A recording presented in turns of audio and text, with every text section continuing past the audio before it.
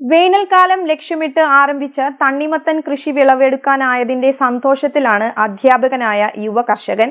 മലപ്പുറം വളാഞ്ചേരി വലിയകുന്ന് സ്വദേശിയായ പ്രജീഷാണ് വ്യത്യസ്ത ഇനം തണ്ണിമത്തൻ വിളയിച്ച് മാതൃകയായത്.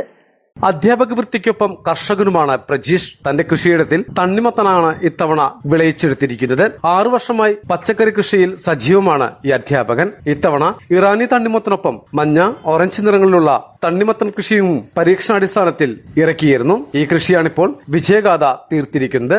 ഏകദേശം ഒരു 6 വർഷത്തോളമായി ഞാനിവിടെ പച്ചക്കറിയും അതേപോലെ തന്നെ തണ്ണിമത്തനും ചെയ്തു വരുന്നുണ്ട്. ഇപ്രാവശ്യം റമദാന്റെ വിശുദ്ധ റംദാൻ മാസത്തിലെ ആദ്യത്തിൽ തന്നെ എനിക്ക് തണ്ണിമത്തൻ വിളവെടുക്കാൻ സാധിച്ചത് വളരെ സന്തോഷമുണ്ട്.